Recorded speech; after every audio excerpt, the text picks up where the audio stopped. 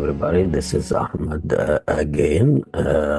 Today, really, I want to talk about my last trip to Egypt.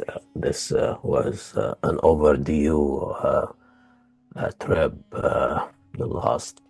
Since the last trip, I lost three of my brothers, and there was COVID.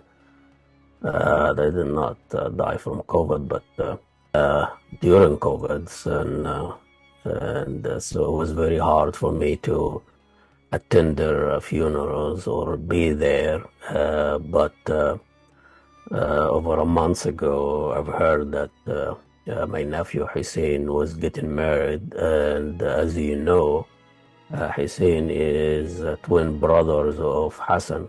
He was kidnapped from the square during the protest against the military coup, and all of the Rabaa massacres, and he was a 17 years old beautiful boy that his life has been ruined, and he's been in prison ever since. His father also died before he seen his son out of prison. But when I heard that Hussein was getting married, I needed to be there. I got my ticket, my passport ready, and I headed for the airport. Tried to get 24 hours furlough release for Hassan so he can see his brothers or his twin brothers' wedding, but of course that idea was shut down very quick. You're gonna open a can of worms, and everybody advised me not even think about that. So I put this idea away and stay cool, stay non-political, stay away from political places, political conversation, and all those advices that I was given. Especially from my wife, and probably the only condition, she was very supportive for me to leave, and only conditions or advice she gave me, stay out of politics. So I did not take any camera, I did not do anything. I just took my phone, my credit card, and hit for Egypt. There people are, warning me they're gonna take you at the airport, they're gonna do this and go do that, but everything went smoothly. The family, of course, the flight was delayed one day. It was a horrible experience at French Charles de Gaulle Airport in Paris. That is the worst airport in Europe. And the French people, they just don't help, don't talk. That's like they gather and they chatting and they ignore you. Unless you find somebody from North Africa, Morocco, or somebody will help you at the French airport, you are lost. You are just lost. Anyway, we got to Cairo airport, everything went smoothly. Luggage was not delivered. All the gifts and all the things were not there during the wedding. I didn't even have my suit. I didn't have anything. When the wedding was the second day, I almost missed it. But I went anyway. Wedding was great. It was a beautiful place. I think a resort or wedding halls, and I mean the Egyptian wedding, the Egyptian military now in everything except defending the country. They are in private market. They're making toothpaste, tomato paste. They're making macaroni. They're selling vegetables. They are into every aspect of the Egyptian economy. Well, I'm not gonna. They said, we're gonna stay away from politics, but it really cannot ignore the fact that the military is controlling, in complete control of the Egyptians' life, economically, socially, media, and all kind of this. University, religion, mosque will not open. It's just open for prayer for 10-15 minutes. They close. If you pray the Fajr more than 4 or 5 times, you have to sign in, and more than 4 or 5 times you'd be questioned. People are checked out the phones. Police is everywhere. In the corners, police cars, armored cars, there's parked there in every square. And the Egyptian police car has a big sign on it, Egyptian police, written in English. I don't know what the idea is. Is there any other police other than Egyptian? Why in English? I have no idea. But I think it is kind of assuring the West that el-Sisi is in control, and he is in control. He controls all aspects. He is control the Supreme Court, control the judges, control the media, control universities. There is no union to be serious union, to be independent, locality, government, mayors, all aspect of Egyptian life, economically, socially.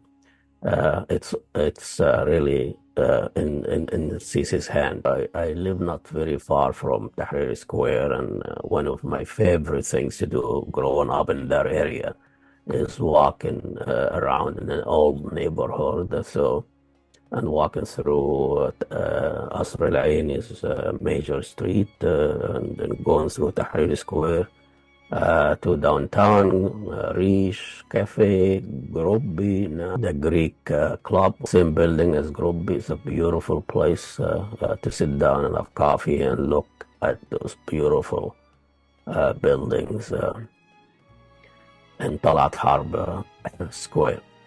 But I was walking aimlessly, just by myself in an old house I grew up with. And I drifted toward Tahrir Square unintentionally. Found a few people just kicking the ball around on the sidewalk, and dead grass, dogs, trash. Things are really.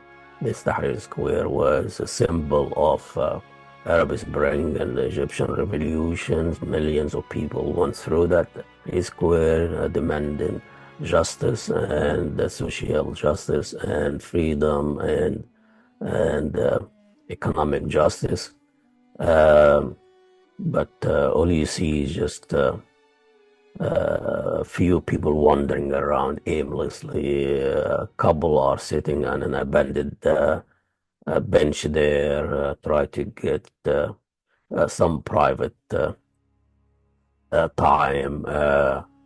Beggars sitting on a sidewalk, people selling clinics and matches, 5 cents a piece, or they just expecting people to hand them some money.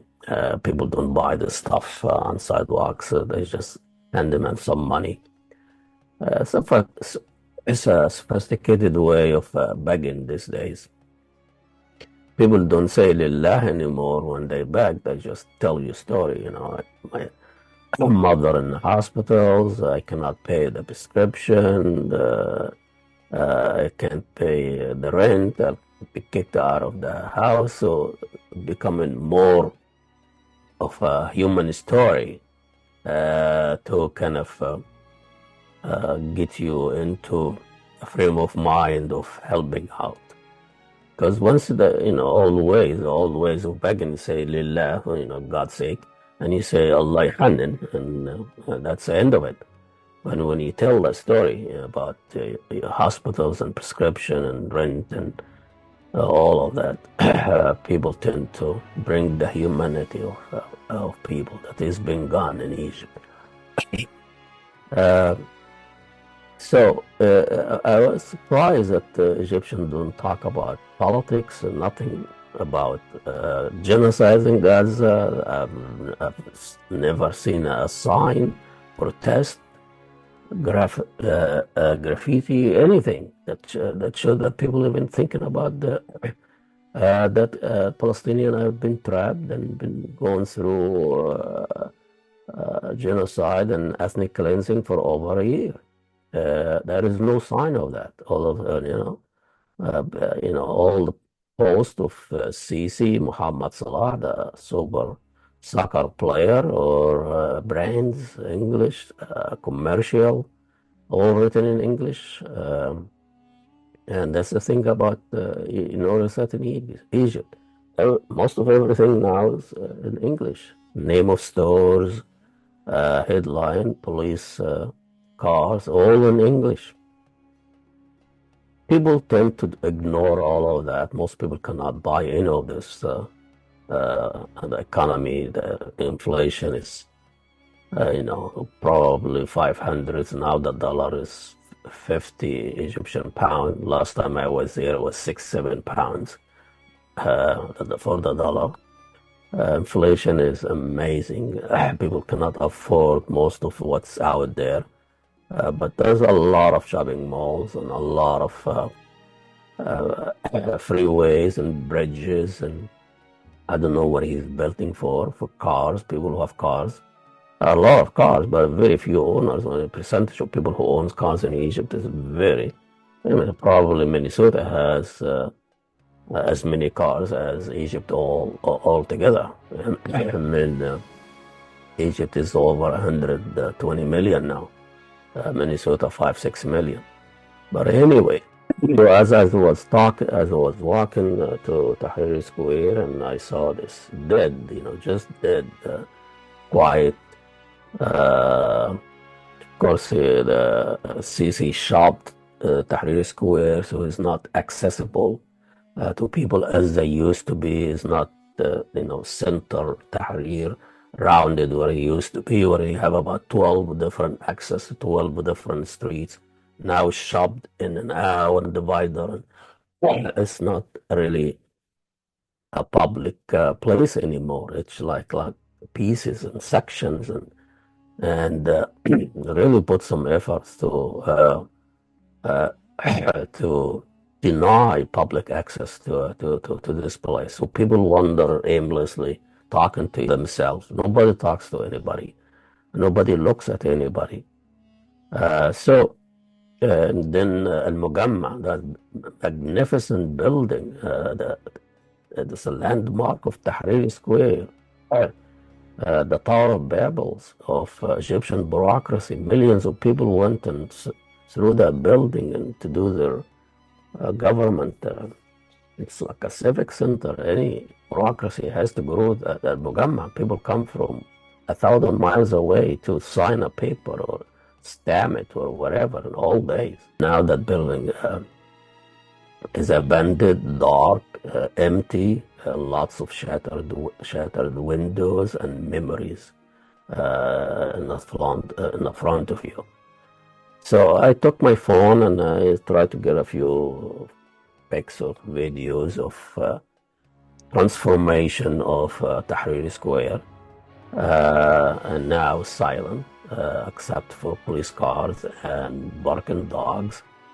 And in Egypt, only dogs, are the one who have the right of assembly. Only dogs are just, packed everywhere. Any square, any abandoned park, you're gonna find a bunch of dogs sitting, getting together, barking together, eats, walking through cars and traffics, and sleeping on the sidewalks and the top of cars. So dogs are the only one are free to roam around. People are not allowed to gather. So more than one few people, calls attention for undercover police or police. So people always walking alone.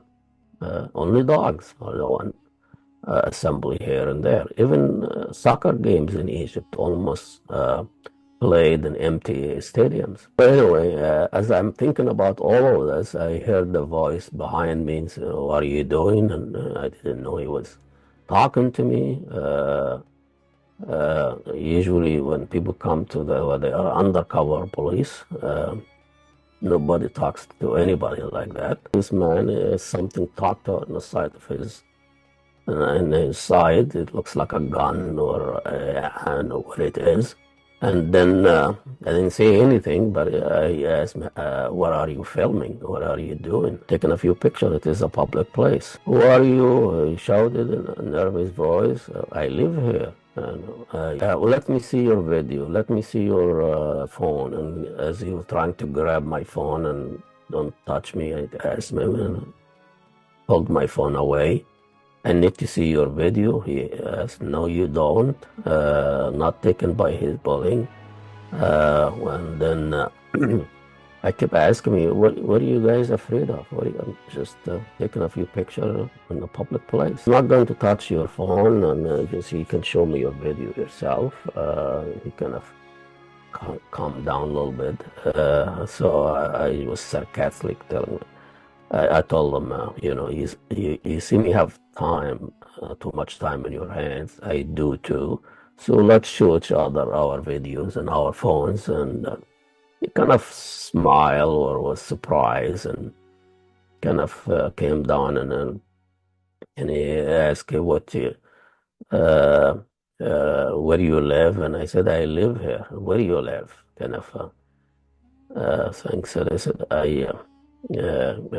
I told them I'd been away from Egypt for a long, long time, and I came here for a visit, and I was walking around, and so he kind of relaxed a little bit, and kind of, I don't know what he was saying, but he said, well, if I can be of any help. The day was ruined, and he walked away to a police car parked in a corner there where or an officer standing. Spotted a buggy, a horse buggy, on tour they call it, and I jumped in, and the coachman, the guy with a tarbouche sitting there, asked me, where are you going? And I said, I have no idea. I have no idea. Just take me out of here. And that was it. That was my visit to Tahrir Square after years of being away, and that was probably the second day after I arrived to Egypt, to Cairo, and after that, of course, I kind of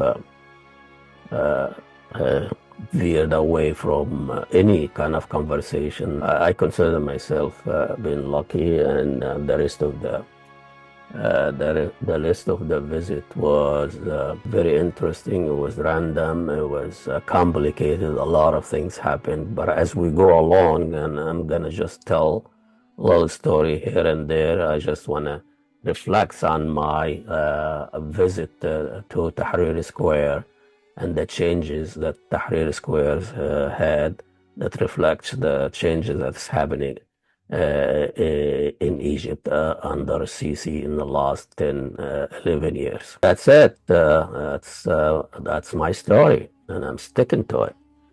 If you like what I'm doing, please log on to ahmediatv.com, my website, and share and donate. Keep us going, so we can go and do a story. I have another lovely story that really much, much better than this one, and it's more human story. It tells you a little bit about there is hope in Egypt. Okay, well, we'll see you next week or next podcast.